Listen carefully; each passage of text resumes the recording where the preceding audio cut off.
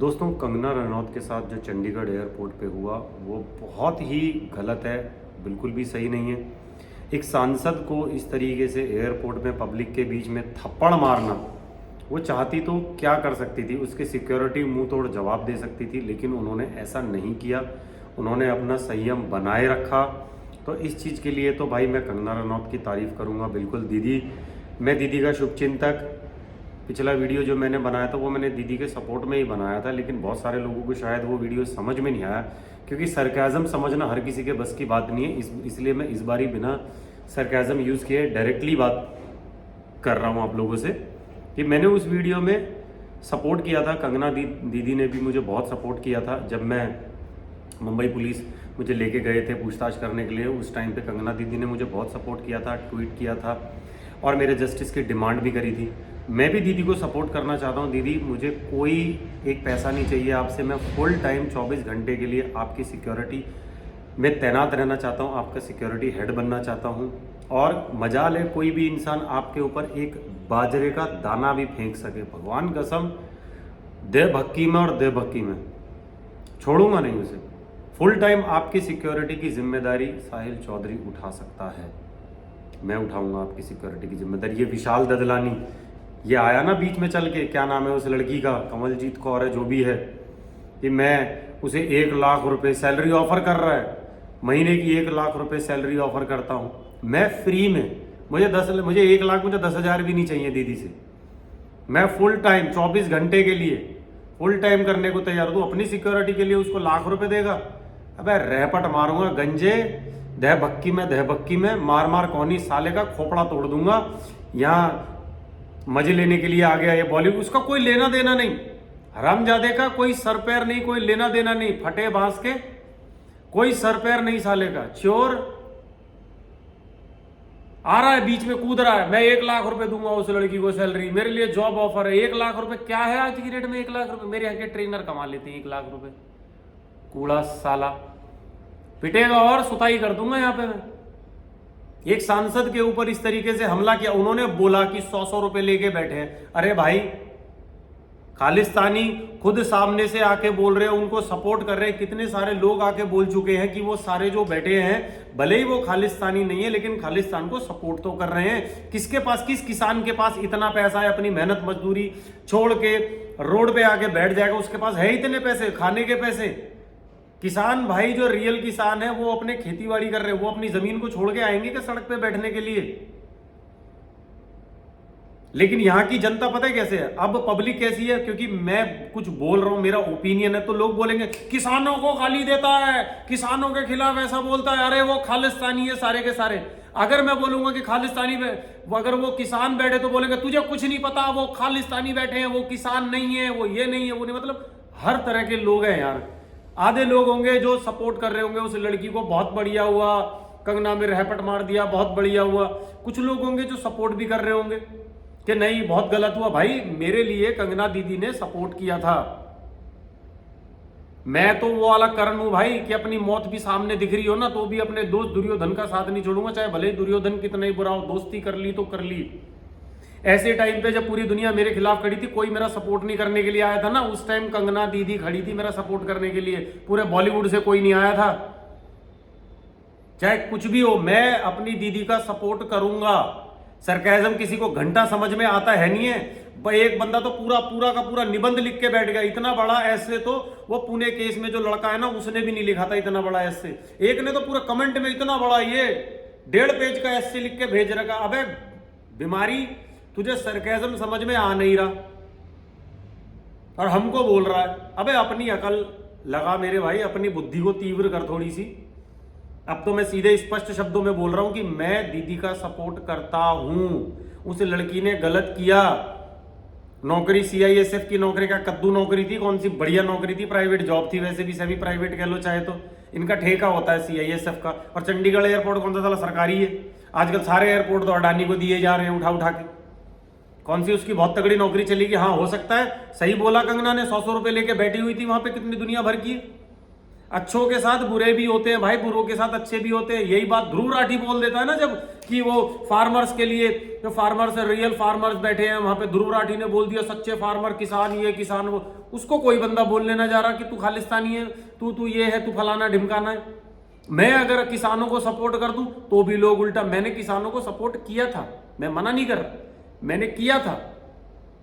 लेकिन ये जो दूसरा चरण जो आया है ना लेके, शुरू में मुझे लगा भाई यार किसान आए चल के, मैं गया तफ्तीश करने के लिए, कुछ वहां पे मुझे मिले, लेकिन बाद धीरे धीरे क्योंकि क्या होता है भीड़ के, अब मान लो मैं एक लीडर हूं, ठीक है, मैं हो सकता है 10-20 भोले भाले किसानों को भैला फुसला के ले आऊं, लेकिन गलत कौन है? लीडर गलत है। तो वहां पे लीडर तो वहां बैठे भी नहीं है। हो सकता है मेरे घर से बहला फुसला के किसान जो बेचारे नहीं पढ़े लिखे हैं, उनको बहला फुसला के 10वीं पास 8वीं पास जो भी है, उनको बहला फुसला के ले आए, 100-150 की भीड़ ले आए, भीड़ को भीड़ देख के चलती है, उनको ले आए। लेकिन गलत तो लीडर्स ही है ना।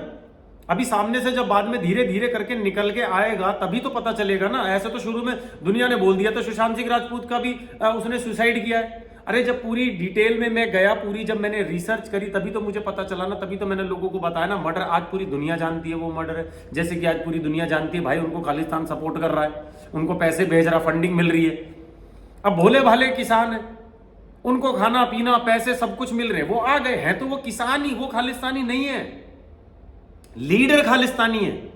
जो उनके लीडर बैठे हुए ना बड़े बड़े, जो आते हैं स्पीच देते हैं भाषण देते हैं, वो हैं, उनको फंडिंग मिल रही है, वो दे रहे थोड़े थोड़े पैसे। ये ऐसे तो वोट के टाइम पे भी लोगों के घरों में राशन 500-500 रुपए शराब की बोतलें वो भी दी जाती हैं, तो वो आतंकवादी हो गए वो लोग। अरे उनकी मजबूरी है मेरे भाई, वो गरीबी में जी रहे हैं, उनको लग रहा है जो हमारा अन्नदाता है, जो हमें खाने पीने को दे रहा है, हम तो वोट उसी को देंगे ना, चाहे भले 5 साल में एक बार देने को आया है, एक बार हमारा घर राशन से भर रहा है, तो उन्होंने वोट उसको दे दिया भाई, सिंपल सी बात है। ये होता है। मेरे घर में तो किसी ने राशन भी नहीं दिया, मेरा तो उन किसानों से भी कोई लेना दे, जो बैठे उनसे भी कोई लेना देना नहीं है, जो नहीं बैठे उनसे भी लेना देना नहीं है भाई। पैसे दे रहा हूं, चीज ले रहा हूं, किसान से अगर मैं कुछ ले रहा हूं तो उसकी कीमत चुका रहा हूं ना, फ्री फंड में तो मैं भी नहीं ले रहा ना। ऐसा तो है नहीं किसान ने उगाया, मैंने हाथ जोड़े, मेरे घर में आके दे गया। आई रिस्पेक्ट एवरीवन मेरे भाई, सब लोग कर रहे हैं, लेकिन वो भी अपनी रोजी रोटी चलाने के लिए कर रहे हैं। सब इंसान हम अपनी रोजी रोटी चलाने के लिए कर रहे हैं, तो कोई इस दुनिया में बहुत महान काम नहीं कर रहा। हम भी दुनिया की सेहत ठीक कर रहे हैं। मेरे पास एक से एक बीमारी वाले लोग आते हैं, किसी का कोलेस्ट्रॉल से कितना वजन बढ़ा हुआ है, कोई बीपी का मरीज है, कोई हार्ट पेशेंट है, हम उसको ठीक कर रहे हैं। किसी की स्लिप डिस्क है, बेचारा परेशान है, उठ नहीं पा रहा है, चल नहीं पा रहा है, हम उसको ठीक करके भेज रहे हैं। हम कोई एहसान ले रहे हैं उस चीज का। पहले जो सेहत के जो गुरु होते थे लोग ऐसे भाई साहब साक्षात दंडवत प्रणाम करते थे कि गुरुजी बोलते थे। तो एहसान थोड़ी है इसमें। आप डॉक्टरों को भगवान बना देते हो, आपने मेरा बच्चा ठीक कर दिया, मेरा बाप ठीक कर दिया। भगवान कोई भी नहीं है मेरे भाई इस दुनिया में, डॉक्टर भी नहीं है, वो उस चीज के पैसे ले रहा है, उसने उस चीज की पढ़ाई करी है, तो वो अपनी मेहनताना ले रहा है ना। तो जो आदमी अपनी, मैं भी अपनी मेहनताना ले रहा हूं ना, मैं अगर किसी को ठीक करके भेज रहा हूं यहां से, मैं उसके पैसे ले रहा हूं ना। तो कोई भी इंसान अगर इस दुनिया में अपनी मेहनत के पैसे ले रहा है तो मेरे भाई वो कोई बहुत भगवान नहीं बन जाता है, और ना ही वो कोई भला आदमी हो जाता है। ठीक है, वो अपना मेहनताना ले रहा है, वो अपनी मेहनत जितनी कर रहा है उतने पैसे उसको मिल रहे हैं। मैं भी जितनी मेहनत कर रहा हूं मुझे उतने पैसे मिल रहे हैं। अगर मैं किसी से फ्री फंड में काम करूं, मैं बोलूं भैया मुझे तुझसे पैसे नहीं चाहिए, वो मुझे एक बार को समझेगा भाई मेरा भगवान है, मुझसे इसने पैसे नहीं लिए, कुछ नहीं लिया। अब वहां पे जो किसान बैठे उनको खाना पीना रुपया पैसा सब मिल रहा है, तो भाई क्या रह गया फिर बताओ।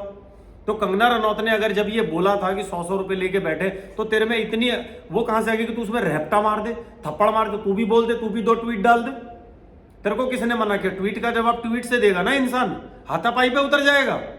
पर कंगना दीदी ने जो संयम दिखाया, जो पेशेंस दिखाया, वो बहुत काबिल तारीफ है। वो सांसद है मेरे भाई, वो कुछ भी कर सकते। वो पीछे पड़ जाती ना इस टाइम पे, वो कुछ भी कर सकती थी। वो सांसद है, भूलो मत ना, ठीक है। तो आई सपोर्ट कंगना रनौत, जो उन्होंने पेशेंस दिखाया उस चीज के लिए भी, और जो वो पर्सनैलिटी आज की डेट में बन गई है, जो भी है, मंडी से जीत गई ना। दुनिया ने कुछ भी बोला हो, इतना बड़ बोली है, ये बोलती है, वो बोलती है, जीत गई। आखिर में मैटर क्या करता है? जीत मैटर करती है। जीत गई वो, बात खत्म बस। आज की डेट में वो सांसद है, वो पॉलिटिशियन बन चुकी है मेरे भाई, वो सांसद बन गई है। तो कोई मजाक उड़ाना, कुछ उड़ाना करते रहो। अब तुम्हें जो करना था, अब लड़के दिखाना जरा उनसे, अब करना। अब उनके हाथ में पावर भी है, सब कुछ है। पहले वो भी लड़ रही थी बॉलीवुड के खिलाफ, जो लोग उनको बोल रहे ना नीचे बॉलीवुड में तो काम मिलना बंद हो गया। अबे उसका अपना प्रोडक्शन हाउस है, भोसड़ी वालों। वो किसी के रहमो करम पे नहीं बैठी है कि कोई आएगा उनको साइन करेगा। उनके पास अपना खुद का प्रोडक्शन हाउस है, उनके पास खुद के इतने पैसे, वो किसी मर्जी डायरेक्टर को बुला सकती है, राइटर को बुला सकती है, बैठ डायलॉग लिख, हीरोइन में जिस मर्जी को हीरो ले सकती हैं। जो ये बोल रहे हैं ना बॉलीवुड से तो दुकान बंद हो गई है, पॉलिटिशियन ही बनेगी, भाई बतेरा पैसा उनके पास, खूब कमा लिया उन्होंने और आगे भी इंशाल्लाह जो बहुत कमाएंगी। तो ये जिनके खुद के बस की कुछ नहीं होता ना, वो ऐसे ही करते रहते हैं, ऐसे ही ट्रोल करके अपने भड़ास निकालते हैं, बस और कुछ नहीं है। दीदी जीत गई है मेरे भाई, फुल फ्लैश।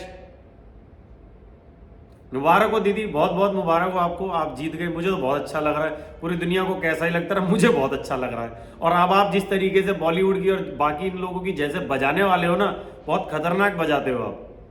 तो बस आपको बहुत बहुत शुभकामनाएं, अपना ख्याल रखें और जब भी इस भाई की ज़रूरत हो आपको निसंकोच आप मुझे बुला लीजिएगा। आप मुझ पर विश्वास कर सकते हैं दीदी, मरते दम तक आखिरी सांस तक आपका साथ नहीं छोड़ूंगा, क्योंकि आपने जिस वक्त में मेरा साथ दिया था ना, वो किसी ने भी नहीं दिया था।